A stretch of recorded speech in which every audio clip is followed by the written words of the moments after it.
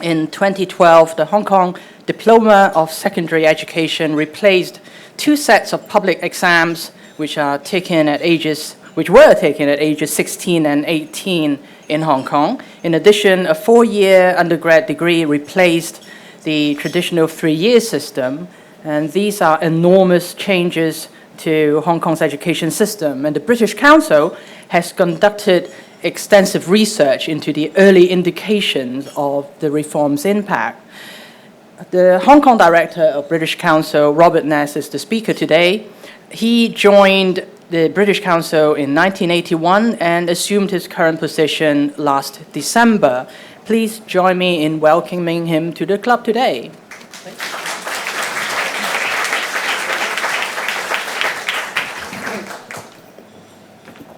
you.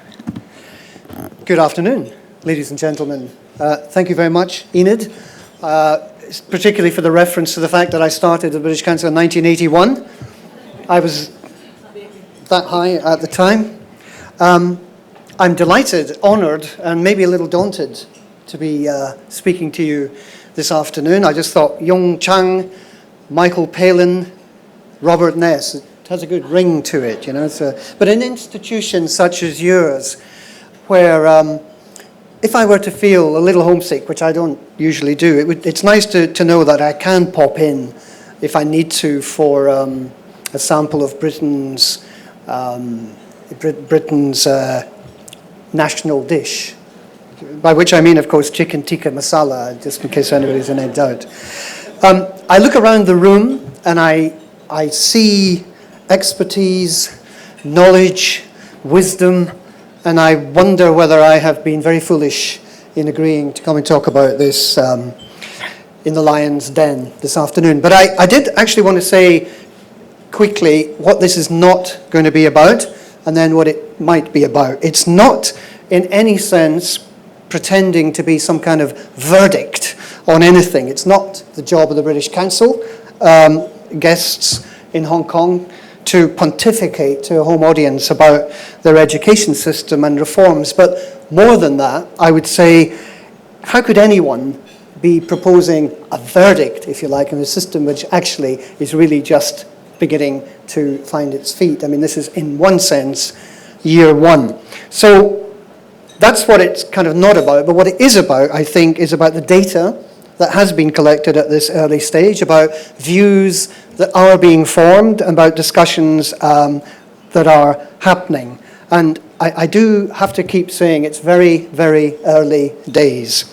So it's a snapshot, really. It's a snapshot of perceptions, of experience, and of initial reactions. We did, my colleagues went to discuss it with the Education Bureau. They welcomed it, and they also welcomed the idea of further research at a later date. I do want to say something about the team who carried this out. Some of them are in the room. They're our Education Intelligence team. They sit in the British Council's office in Hong Kong, but they're not attached to Hong Kong operations, if you like. They could be sitting in Caracas. I'm sure they're happier to be sitting in Hong Kong, but that doesn't have to go on the record. Or they could be sitting in Berlin. I don't know how they'd feel about that. Because their work is global, really. They're sitting doing some desk research, some research on the ground, but they could be based anywhere. They happen to be in our office. We kind of like that, and we get a lot from them being here. But I say all that just to kind of get across the idea that they're not sitting, poring over and scrutinizing events in Hong Kong every single day. The primary audience for the kind of research that they carry out and the work they do has tended to be in the UK.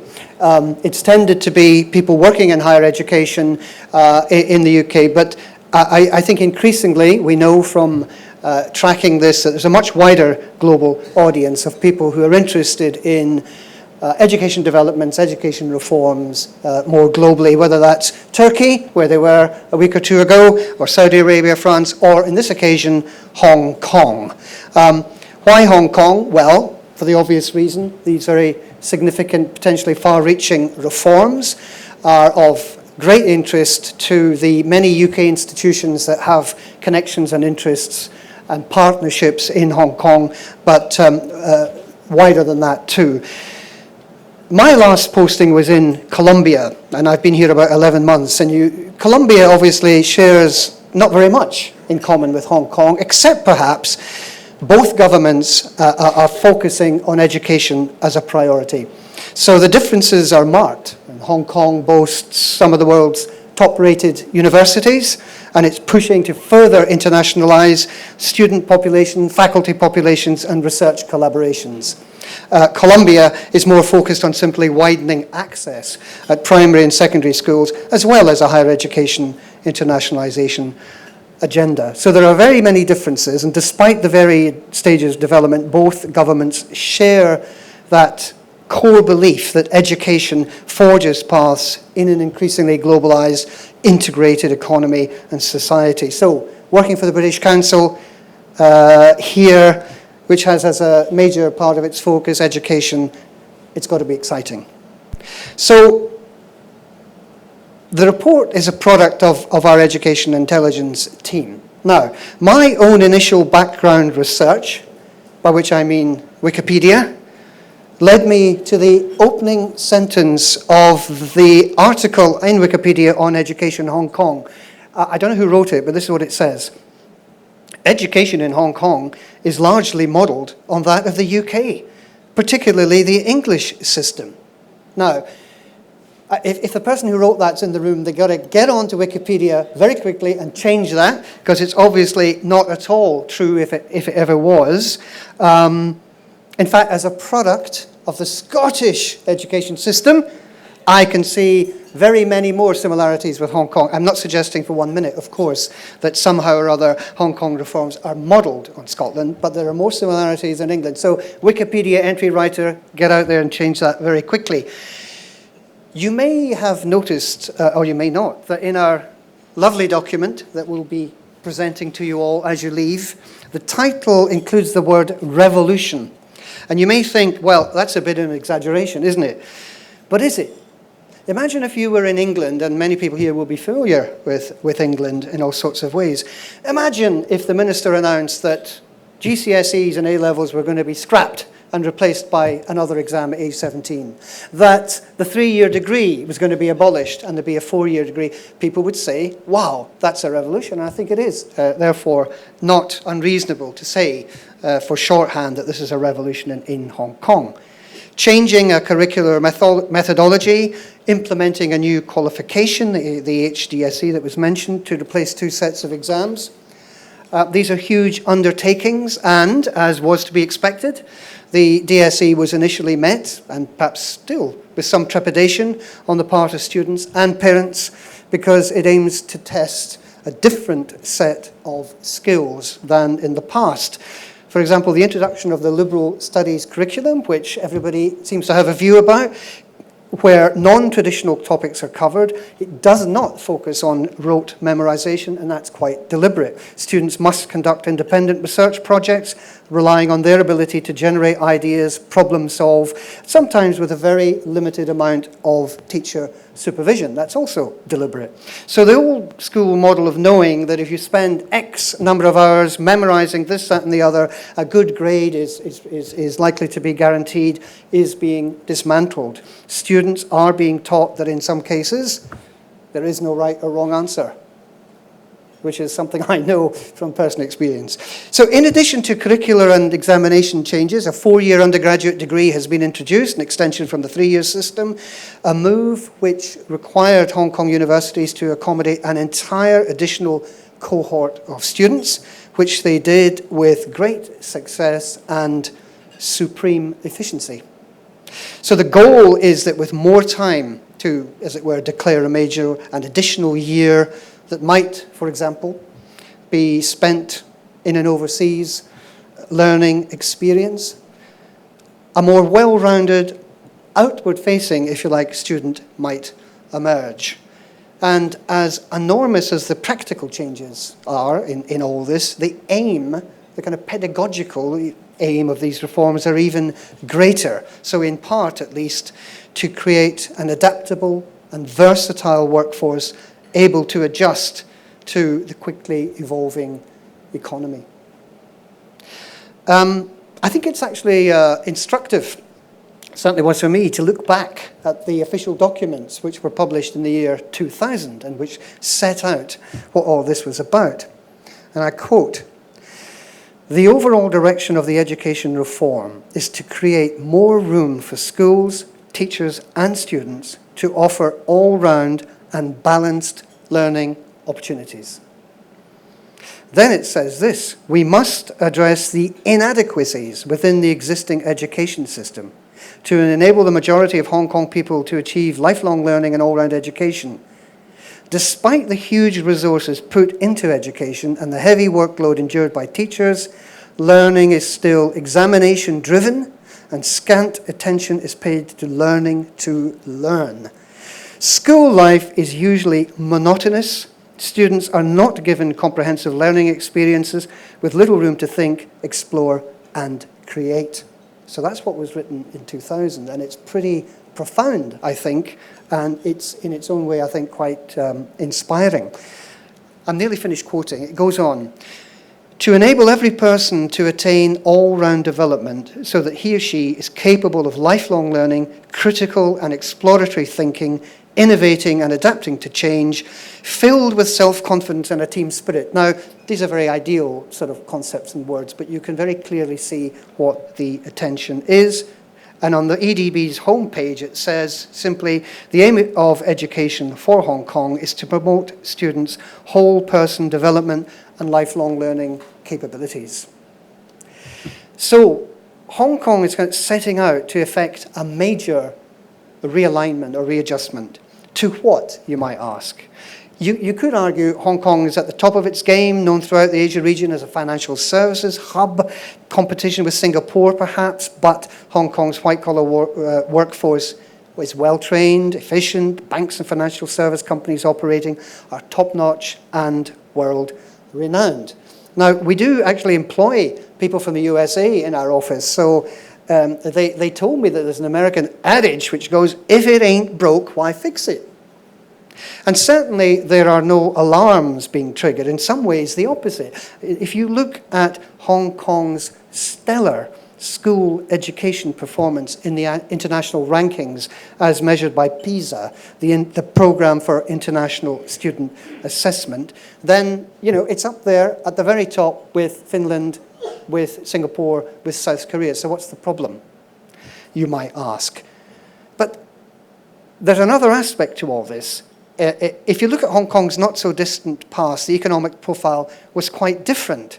And so what we're talking about is thinking about a student body, a product, a cohort, which may continue to have the kind of academic success that is measured by PISA, but also has an added set of dimensions which, obviously, the people who wrote the paper in the year 2000 believe would add to Hong Kong's strengths and to their capacity and ability to contribute and thrive in the world economy.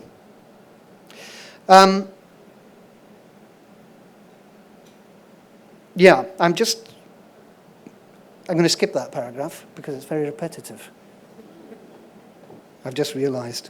But here we are. As a result of these circumstances, Hong Kong is aware of the need to be prepared for change, to generate a flexible, vibrant, creative workforce that not only has core knowledge in a variety of basic academic subjects, but an additional ability, if you like, to adapt. So, for example, the prospect of lifelong employment with one company, for example, somebody who's worked for the same organization since 1981, yeah, that won't exist in the future for many more of us. So that kind of change is yet another aspect of the flexibility that, in a sense, I think through the school and education system is attempting to be built in. But let's go back to the reforms. So the Education Intelligence Team, that's the British Council's Global Higher Education Research Service in our office, took on the task of quantifying the impact to date, and I keep saying it's very, very early days, of the reforms. So they did this in a number of ways, including disseminating a survey to gauge local student opinion of the HKDSE qualification and their higher education prospects. Nearly 2,800 students responded, so it's a very substantial pool from which to generate opinion and statistics. Importantly, many other stakeholders were consulted and their views canvassed. Often these are more anecdotal, but I think they're very important. The results and the other analysis are all contained in the report that we'll be very pleased to present to you today. But the findings are quite varied and nuanced. So for brevity's sake, I want to extract a few of what we think are the broad top-line findings, and perhaps you won't be surprised by many of these at all. For example, Hong Kong students, by and large, want to study in Hong Kong. Hong Kong is their preferred location, which is interesting when you think how many of them go to other countries to study for all sorts of reasons.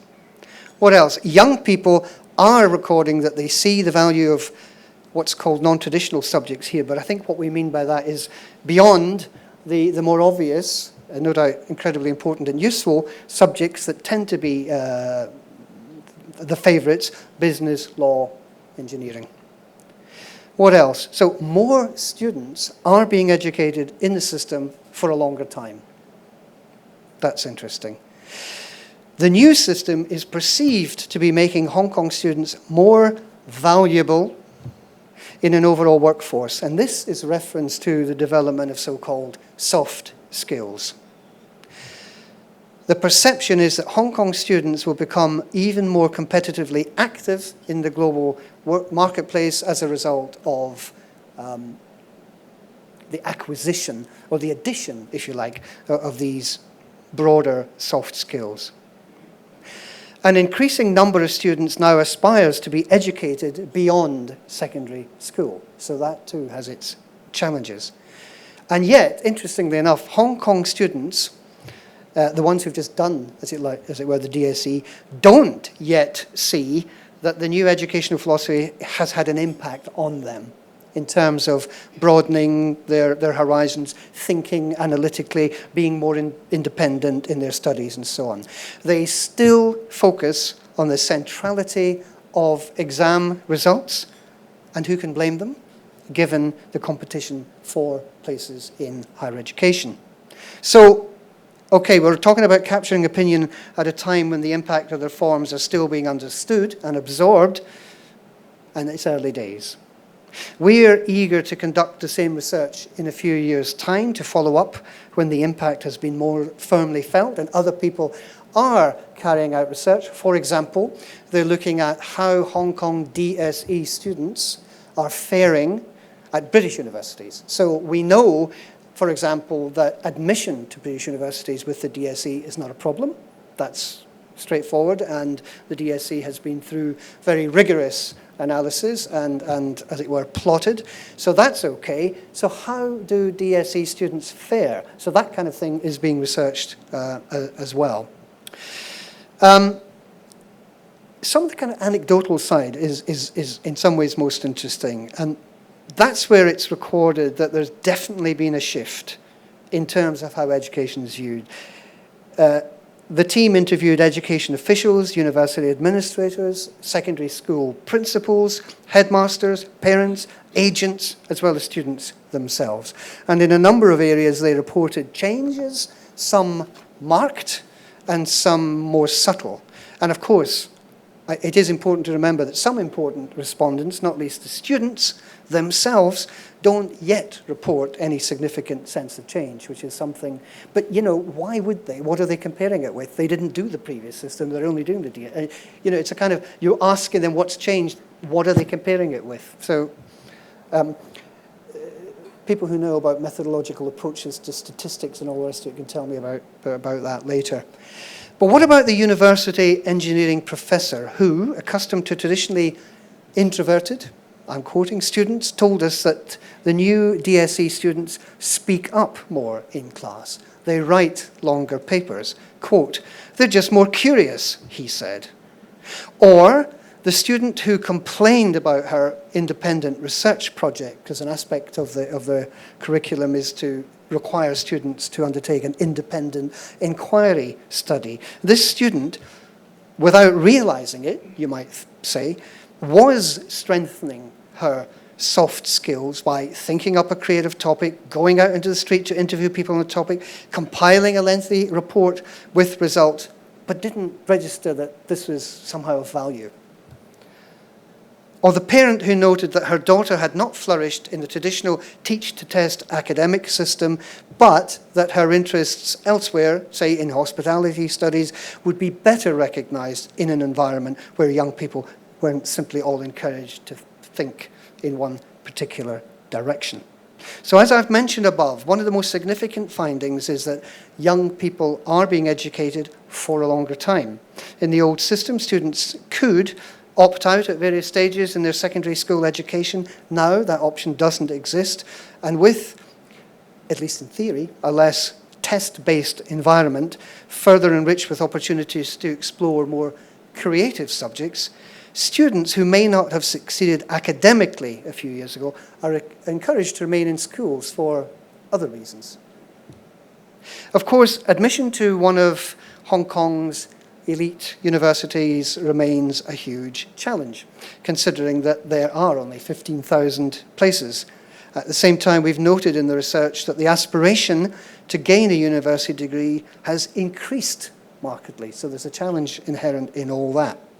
So equally, DSE students are interested in opting for a sub-degree, which for some of them might allow the opportunity, will allow the opportunity to apply to a Hong Kong university later in the cycle, or perhaps seek a university place overseas. In any case, no matter what the actual academic outcome, producing individuals with greater aspirations in education is of infinite value, whether in Hong Kong or anywhere else. I thought in conclusion, whilst avoiding any crass comparison with the UK, I did think back to the heady days of 1996, 1997, and the rise of Tony Blair and his government with the mantra of education, education, education. The idea to invest in an education experience that would encourage students to, more students indeed, to think creatively and truly extend themselves. But maybe as a footnote, this is where I can indulge myself, that the policy may have been more focused on England than Scotland. I can talk about that privately later. I wouldn't dare say any more from here. And in any case, in the UK, and actually, particularly in England, the debate rages, and rages is actually, in some cases, the appropriate word. So heated debate about education, whether in Hong Kong or anywhere else, is absolutely to be expected and is the norm. So, back to Hong Kong. I suggest that what our research seems to be demonstrating, even allowing for the caveat that it's very early days, that if you look back to the official Hong Kong paper published in 2000, and to discussions around that time, and to subsequent policy papers, if you examine the aims of the reforms, if you think about what all this hard, difficult, admirable intellectual effort set out to achieve, then, allowing that it's only year one, according to our correspondence, and particularly looking at the qualitative side of the debate, things are on track. No doubt, I'm just about to hear why they're not, perhaps, and why and what kind of challenges remain, but that's what the initial research seems to suggest. Thank you very much. Thank you very much for that, Robert. We've got about 17 minutes left. Do you want to stay here or do you want to sit here? What would you like? Stand here, yeah. So that we've got a bit of time for questions from the floor. Anybody? I see one hand there. Gentleman over there, please.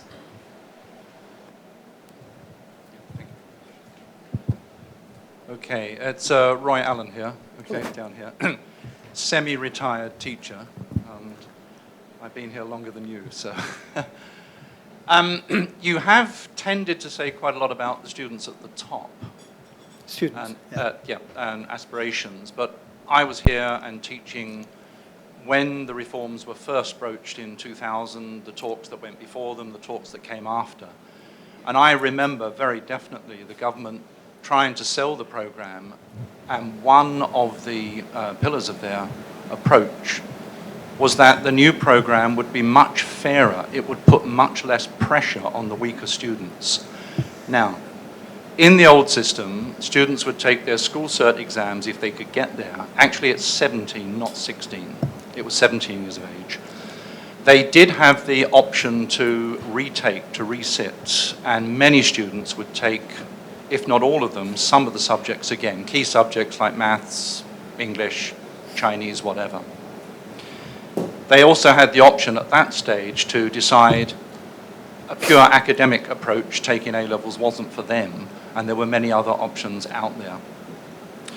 The new system, though, forces students to stay at school for 3 years before they take their first and only ever examinations.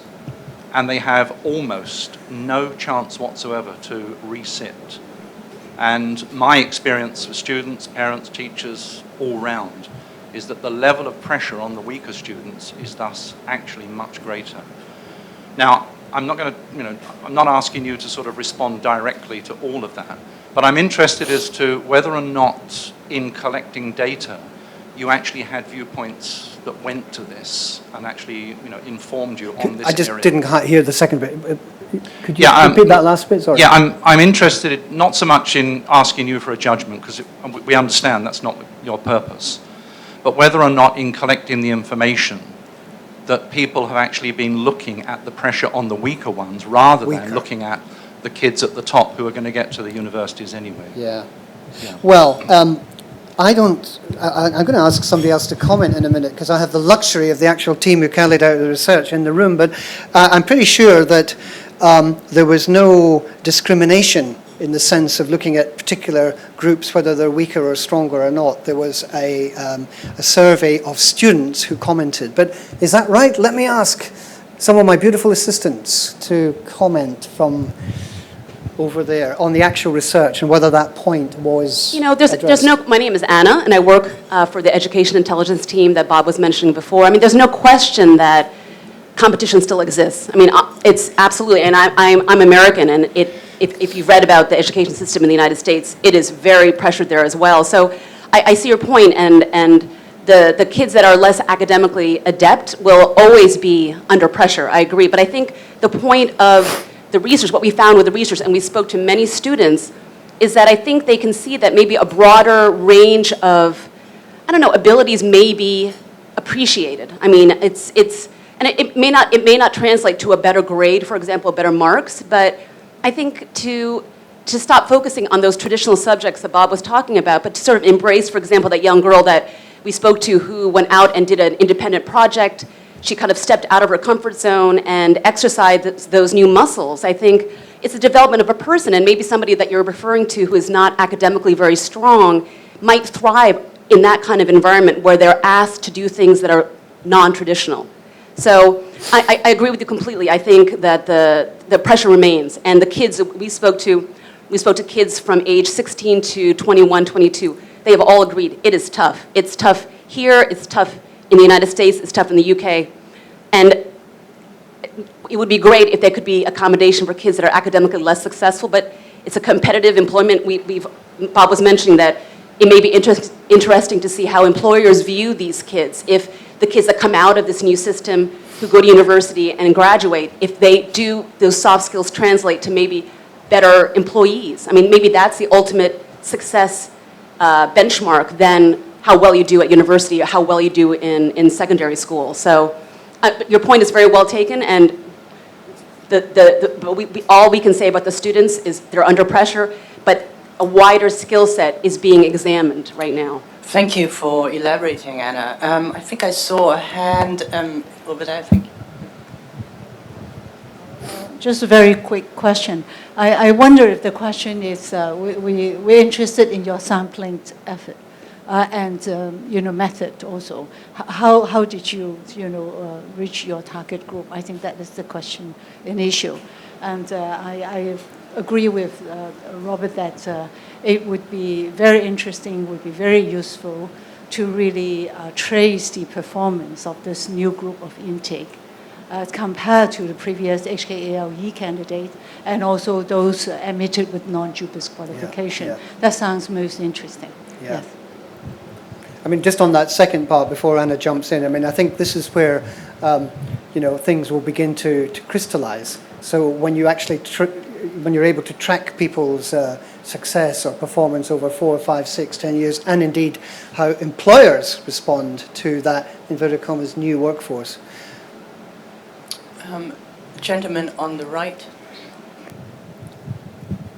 Thank you. Yeah, my name's David Coles. I work as an educational consultant in this town, but perhaps more pertinently, I work with the Education Bureau as an inspector during this period of transition.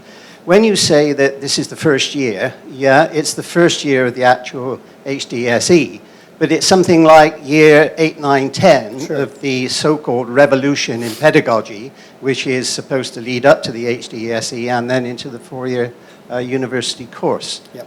From my experience of what's happening in classrooms, the students who said to you, not much has changed, say that because not much has changed. And the pedagogy, which was designed to get kids through examinations, is still there. Yes, there is some liberalization in liberal studies and also in terms of learning to learn, critical thinking, and so on, but it's at the margins. For the most part, Hong Kong classrooms now are what Hong Kong classrooms were like 10, 12 years ago, and I think it's going to be a long time before you see the major shift. Sure, There will be factors involved in that, some to do with training and so on, Yeah. but underlying it is a deep conservatism amongst parents, teachers, and consequently, students. Sure, thank you. Do you advise or work with the EDB now, David? I actually work with the EDB through actually working on some of their reports in English, so I'm pretty up to date with what's happening. Yeah, no. in this What I meant was Yeah. whether they're hearing it from, as it were, the They're not hearing it from me, but They'll be hearing they it. haven't been asking me. Huh? And the lady in front.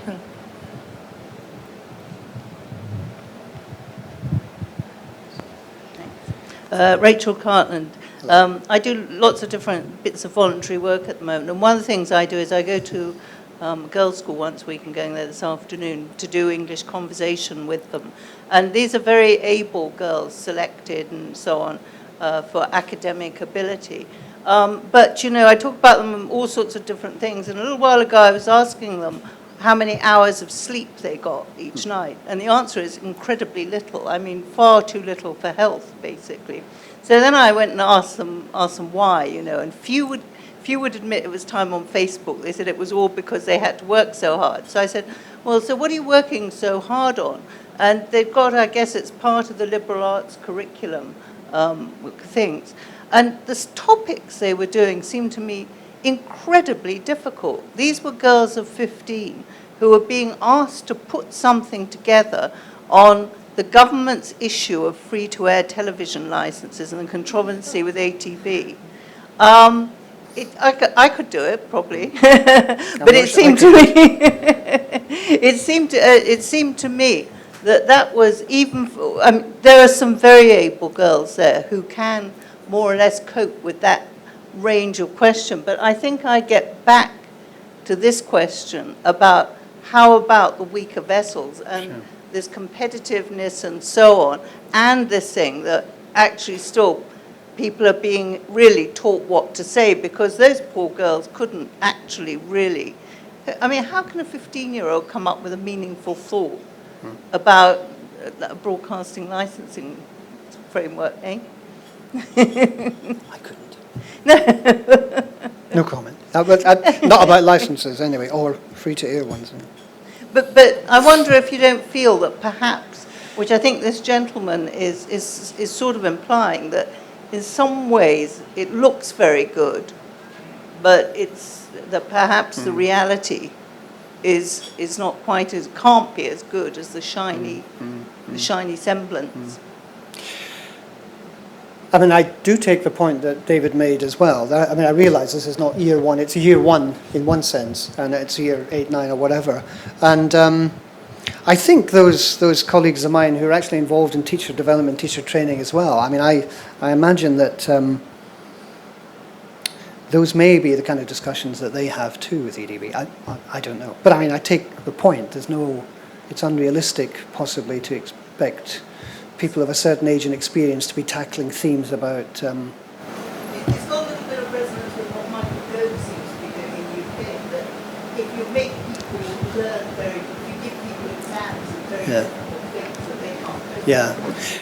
Well, just to throw in a quick anecdote, I mean, as a journalist, I talked to political activists in Hong Kong, and there is this feeling that youth participation in Hong Kong politics, we're not just talking about the few kids who have joined scholarism and were very active during the national education scandal, but in general, kids are more eager to participate, and a lot of people put that down to liberal studies. Sure, yeah, that's interesting. It's, whether this is entirely relevant or not, but it is interesting reflecting that whereas generalizing like crazy, there's sort of sense of some of the philosophy underneath the reforms here about moving away from memorization and so forth. Somebody mentioned Michael Gove, who is the education minister in the UK, responsible for England and Wales, and he actually wants much more memorization, so maybe he should come and have a chat with people in the EDB. Any other questions? Gentleman on the left. Hi, my name is Case. I recognize David over there. I'm an independent consultant. At that time of the educational reform, I was vice president of the Hong Kong Institute of Education. I was actually involved in the AIMS development subgroup. So I'm very pleased to hear you've been saying that things are on track. Yeah. And as David said, actually the reform starts not only by now, but actually by 2000. Sure. There was an education reform. And there was a curriculum reform after that. And now the 334 is what we call an academic structure reform. So as an independent consultant going around schools, including Maggie's, I've been seeing changes in the classrooms, especially compared to the days where learning is very passive. Nowadays, as the community said, there are more projects, more interaction in the classrooms, and students are more used to group work in schools. So things are changing, although there are still a room for improvement. But over the 13 years, I've been seeing the hard work of many teachers, and classrooms are getting different and different. And there are two major outcomes of this new curriculum reform. One is the development of generic skills, high-order thinking, communication, problem solving, as you've mentioned. But then another big area of outcome is values and attitude. So may I ask, in terms of values and attitude change, has the research looked at that, and are there any changes in students' values and attitudes? Become more responsible, more respectful, become more interested in studies, so on. So maybe this would be another aspect which is worth pursuing, because the reform look at two major changes aspects. So, I don't think the work looked at that, but that might be something to look at. But you can see how foolhardy I am standing up here talking about it when there are people who actually know about it in the room. So you know.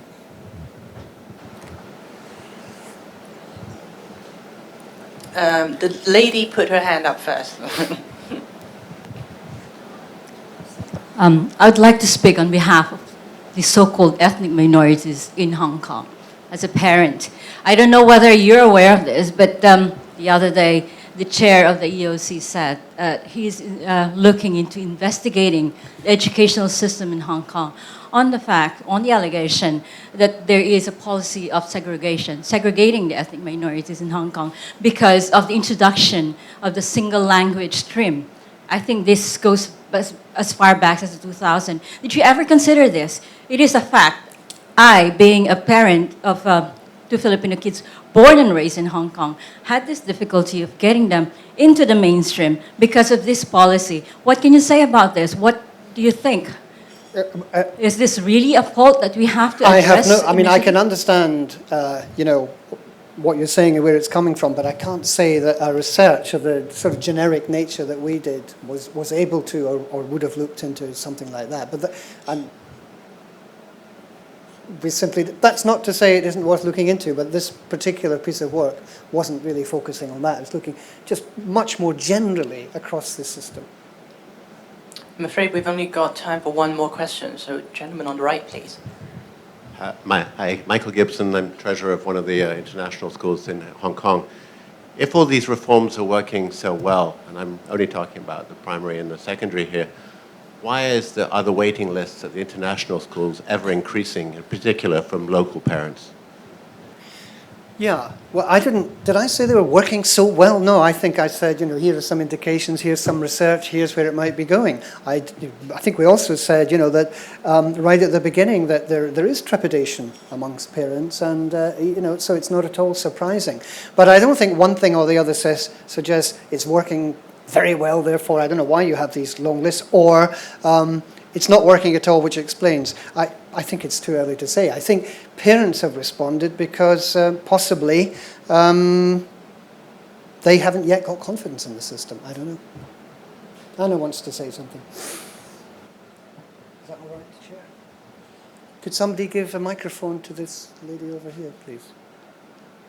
Oh, shout. The mics have disappeared, so yeah, maybe you can just speak loudly. I have some kids. I'm American. I'm here. I have kids in the international schools. I mean, the people that enroll in international schools are here oftentimes for short term. A lot of kids are interested in studying overseas. Sometimes they see going to international schools as a pathway to getting into university in the U.S. or the UK. So I see your point. Those waiting lists are very long, but I think being a parent myself of children who are going to international schools, that the motivations are a bit different. And I'm not quite sure if that's exactly a reflection of how parents feel about the DSE. I would say among parents who believe me, I know, tend to be a paranoid bunch, that the introduction of a new test is quite intimidating. And I think maybe some students that we did speak to switched pathways as a result of not wanting to take that test. But I do think that the long lists at the Hong Kong International School, the Canadian School, et cetera, the motivations of those parents and that community are not directly a reflection of how they feel about the new system here. Yeah.